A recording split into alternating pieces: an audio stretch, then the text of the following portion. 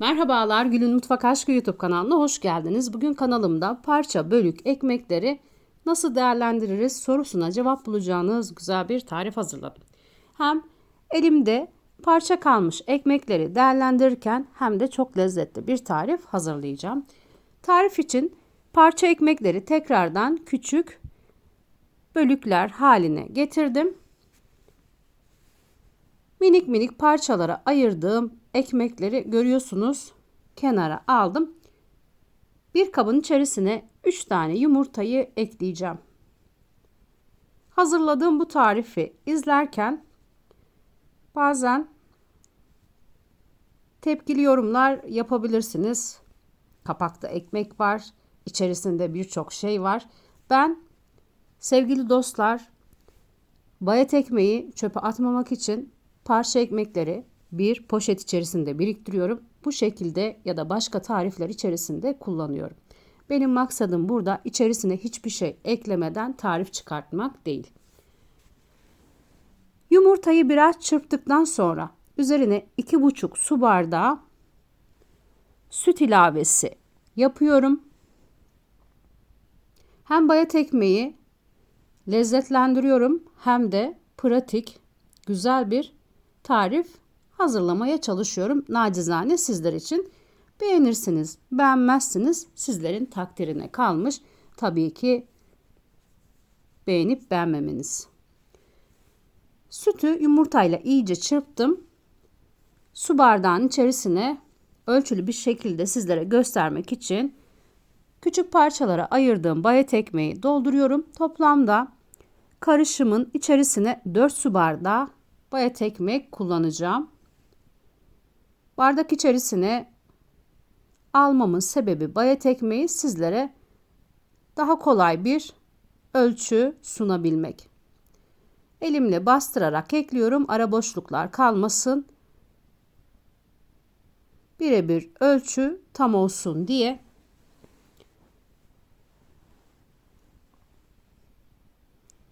Toplamda kullandığım bayat ekmek miktarı 4 su bardağı.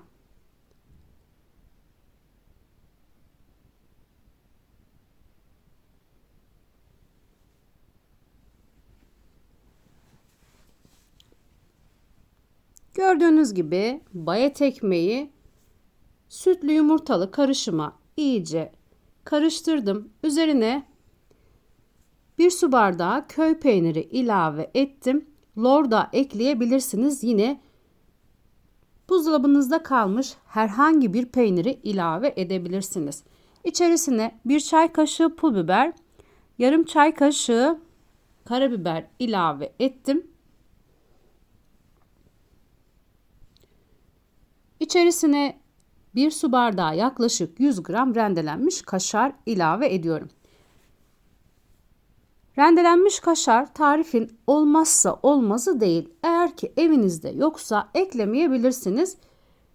İçerisine eklediğiniz köy peyniri, lor peyniri herhangi bir dolabınızda kalmış zamanı süresi geçmiş peynirler bile olur.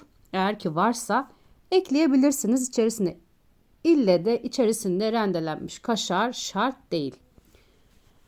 100 gram rendelenmiş kaşarı da karıştırdım. Malzemelere bir diş sarımsağı ekliyorum.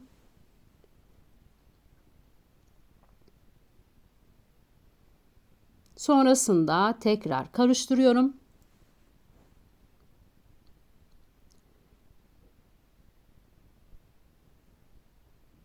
Benim bu tarifteki amacım tekrarlamak istiyorum. Hem ekmeği lezzetlendirmek hem bayat ekmeği çöpe atmamak, küçük parça ekmekleri değerlendirirken güzel, lezzetli bir tarif çıkarmak. 1 çay kaşığı tereyağını bir borcam içerisine sürüyorum.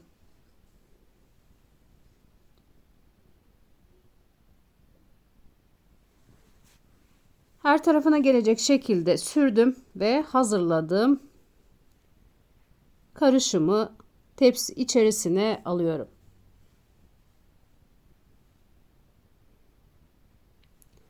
Spatulayla her tarafı eşit olsun diye dağıtıyorum.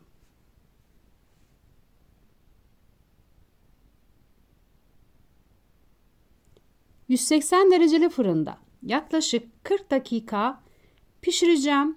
Her fırın derecesine göre farklılık gösterebilir. Üzeri iyice kızardığında fırından çıkartabilirsiniz. Şahane bir börek oldu. Lezzetini hazırladığınızda göreceksiniz ne kadar lezzetli olduğunu.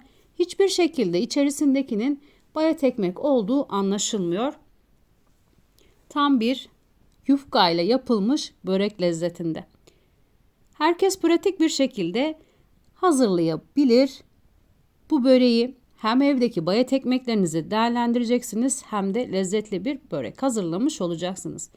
Şimdiden hazırlayacaklara afiyet olsun.